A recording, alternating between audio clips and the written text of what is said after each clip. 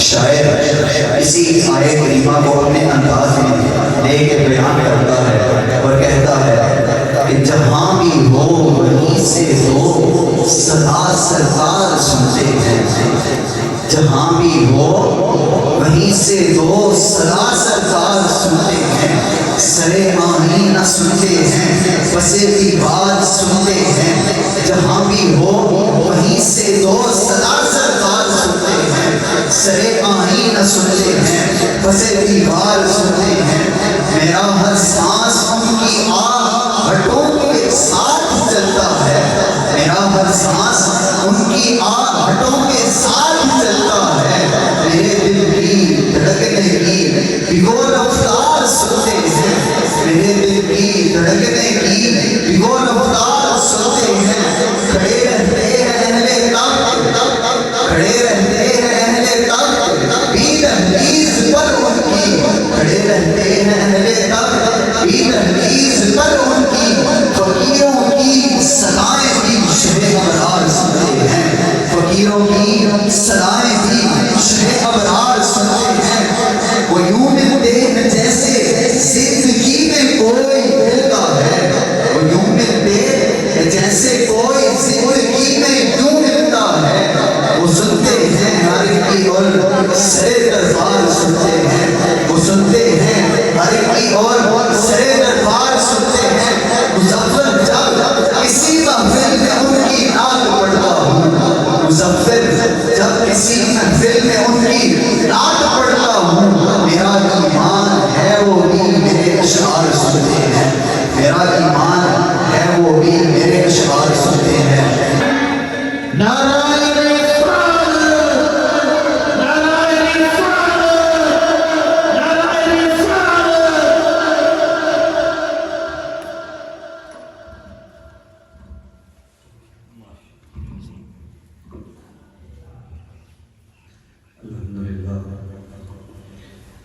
الحمدللہ وکفا ذی المجد والعلا فارق الارض والنہا والصلاة والسلام علی سید الرسول وخاتم الانبیاء وعلی آلہ واصحابہ وازواجہ واہل بیتہ اولی الصدق والصفاء اما بعد فاعوذ باللہ من الشیطان الرجیم بسم اللہ الرحمن الرحیم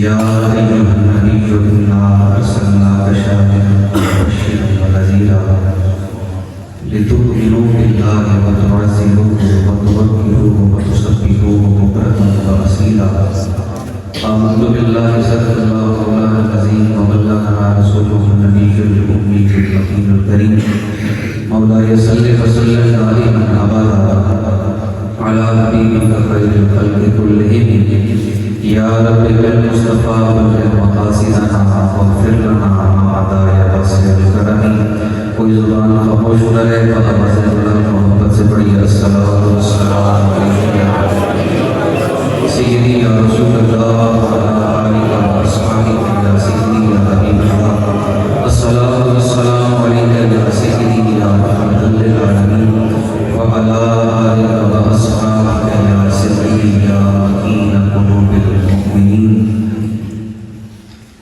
عزت و تکریم کے لائق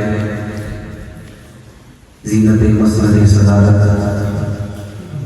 سیدی و سندی و مرشدی سندی الجنہ حضور سفیر فکر حضور ضیاء محمد دامت برکاتہ العالیہ یمین و یسار جمیع مقتدر محتشم زیوکار علماء کرام نعت خوانان شیر لسان چھوٹا حضرات اور آج اس بابرکت تقریب کے معزز سامعین السلام علیکم ورحمۃ اللہ وبرکاتہ۔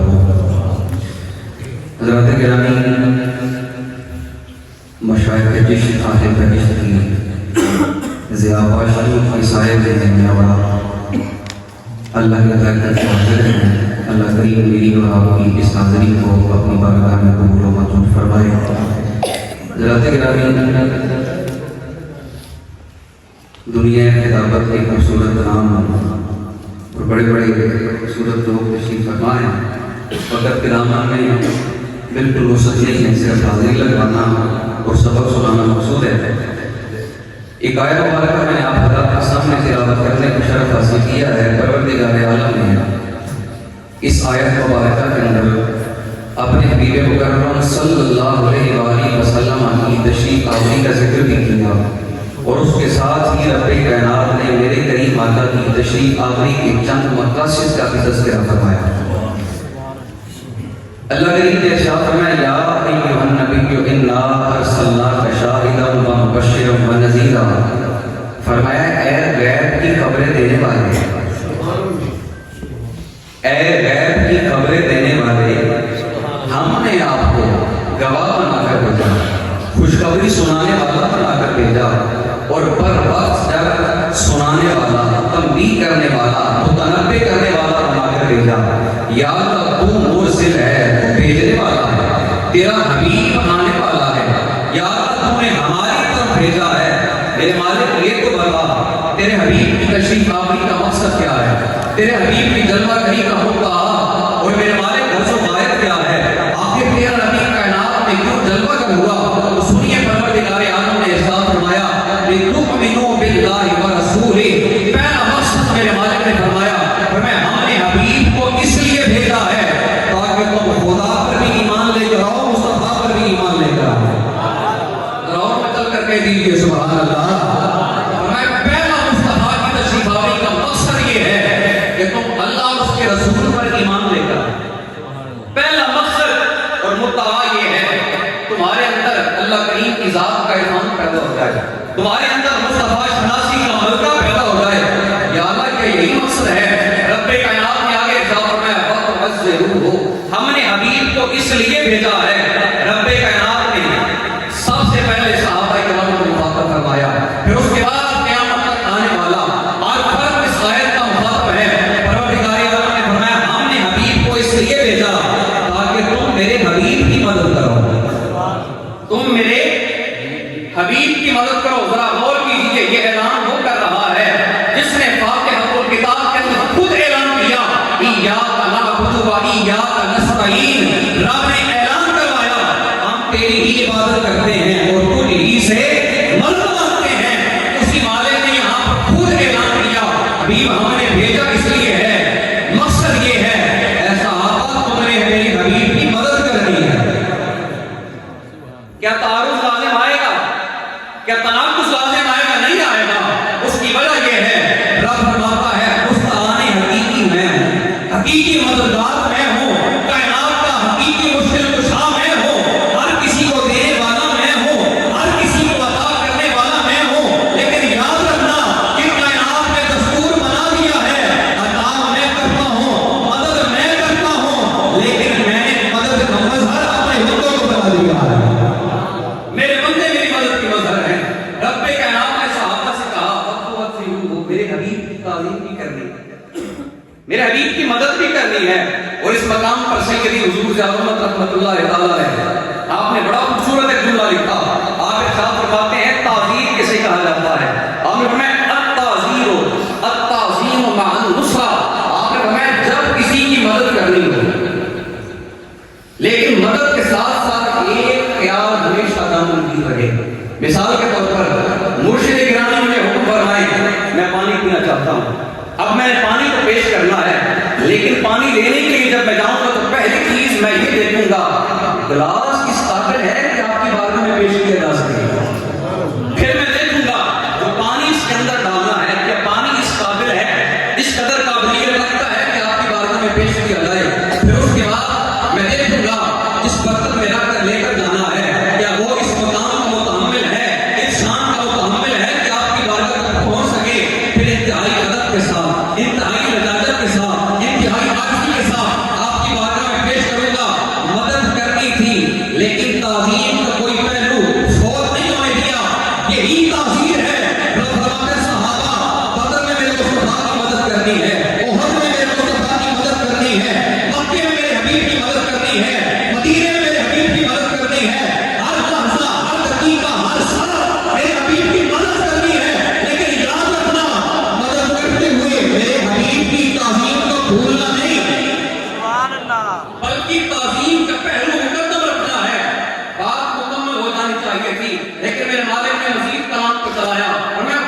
وقت کے روح ہو پھر تعظیم بجا لاؤ. کلام مکمل ہو جانا چاہیے تھا, تعظیم کا آرڈر مل چکا, لیکن فرمایا وقت کے روح ہو پھر تعظیم بجا لاؤ. تاکید بالائے تاکید, آخر وجہ کیا ہے؟ آخر اس قدر تعظیم کا حکم کیوں دیا جا رہا ہے؟ تو آئیے حضرات گرامی عرض کرتا ہوں, میرے مالک نے قرآن میں ایک اور مقام پر اپنے حبیب کے مقام ناز اور بارگاہ اساسیت کا ذکر فرمایا. آپ نے فرمایا دنیا داروں کی بارگاہ اور ہے, تاجدار کائنات کی بارگاہ ہے. اور پیار سے کہہ دیجیے سبحان اللہ. آئیے عزیزان گرامی توجہ فرمائیے, پروردگار عالم نے قرآن مجید کے اندر اعلان فرمایا, مالک کائنات نے فرمایا یا ایھا الذین آمنوا لا ترفعوا اصواتکم فوق صوت النبی ولا تجهروا له بالقول كجهر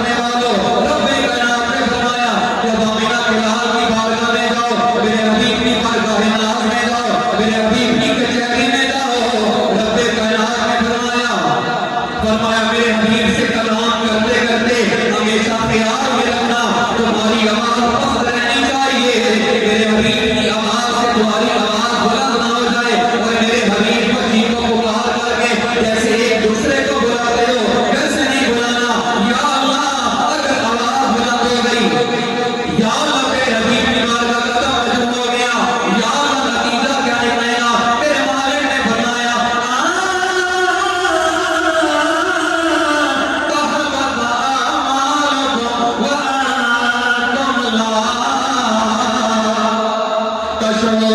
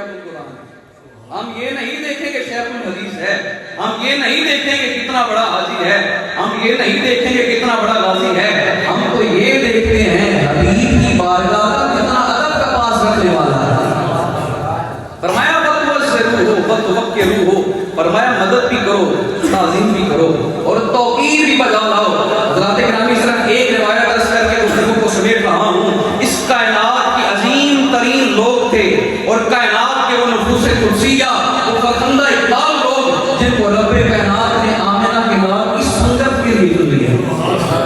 آپ سبحان اللہ کہنے میں شرما رہے ہیں. ابھی بھی آپ کروا رہے ہیں. اللہ گاج کی بولنا سبحان اللہ. احمد شہزاد صاحب کے پاس گفتگو کرنا کافی مشکل ہے لیکن پھر بھی میں عرض کر رہا ہوں. غور کیجئے کائنات کے کیسے عظیم لوگ تھے. میرے آقا نے فرمایا ان اللہ اختارنی واختار لی اصحابی. فرمایا رب نے مجھے اپنے لیے چنا. رب نے مجھے اپنے لیے چنا. جس کو اپنے لیے چنا اس کی شان یہ ہے. اقبال بول کے کہتا ہے ہو لگے پھول تو بلبل کا ترنم بھی نہ ہو. جوانے دہر میں کلیوں کا تبسم بھی نہ ہو لگے ساقی تو پھر میں بھی نہ ہو. تم بھی نہ ہو بزم توحید بھی دنیا میں نہ ہو. تم بھی نہ ہو خیمہ افلاک کا ایستادہ اسی نام سے ہے. لفظ ہستی کا پیشاوادہ اسی نام سے ہے. یہ وہ ہستی ہے جس کو رب نے اپنے لیے چنا. سرکار فرماتے رب نے مجھے اپنے لیے چنا. اور جب میری باری آئی میں وختار علی اصحابی میرے لیے میرے صحابہ کو چنا. میرے لیے میرے یار چنے. اور یاروں میں سے کیا کمال میرے آقا نے فرمایا وختار علی منہم اربعا. یار سارے ہی چنے لیکن ساروں میں سے رب نے پھر میرے لیے 4 کو چنا. یہ کیسے چنے ہوئے لوگ تھے؟ حضرات ختم کر رہا ہوں ذرا غور کیجیے. صلح حدیبیہ کا موقع ہے. حدیبیہ کا مقام ہے. میرے کریم آقا عمرے کے نیت سے مکے جا رہے تھے. روک لیا گیا. میرے کریم آقا احسار کی کیفیت میں ہیں ٹیبل ٹاپ کے لیے. عروہ بن مسعود سچی صحیح بخاری کی روایت ہے. عروہ آیا اس کو بھیجا گیا جاؤ جا کر ڈیلیگیشن بھیجا کہ تم جا کر ٹیبل ٹاپ کرو مذاکرات کرو تاکہ کوئی درمیانی حل نکل سکے. عروہ آیا اس کو ہوئی واپس چلا گیا. جا کر کہنے لگا مکہ والوں جس سے لڑنا ہے دل کرے لڑو. کیسر سے ٹکر لو تمہاری مرضی. نجاشی سے ٹکر لو تمہاری مرضی. جس کسی بادشاہ سے ٹکر لینی ہے تمہاری مرضی. مصطفیٰ کے غلاموں سے پنگا نہ لینا. مصطفیٰ کے غلاموں سے جنگ نہ چھیڑنا. انہوں نے کہا یہ بتا تو ہمارا ہے یا ان کا ہے؟ تو ہمارا ہے یا ان کا ہے؟ یہ ہو نہیں سکتا. کوئی بارگاہ مصطفیٰ سے ہو کر جائے اور تعریف نہ کرے. کوئی ملا کا قصیدہ نہ پڑھے. کہا ہوں میں تمہارا ہی لیکن جو میں دیکھ کر آیا ہوں بڑی سچی بات دیکھ کر آیا. اب کیا دیکھا ہے؟ عروہ بن مسعود سقفی کفار کی طرف سے وفد کا سردار تھا. اب جا کر اعلان کیا کر رہا ہے؟ اللہ اکبر. یہ مقام سوچنے کی ضرورت ہے ان لوگوں کو جو صحابہ کرام پر انگشت زنی کرتے ہیں کہ کیسے لوگ تھے جو مصطفیٰ کو رب کائنات نے عطا فرمائے. آئیے دیدار کی توجہ فرمائیے. آمینہ کے لال کی بارگاہ کے اندر عروہ بن مسعود سقفی واپس چلا اور جا کر اعلان کرنے لگا. کہنے لگا جب وہ کلام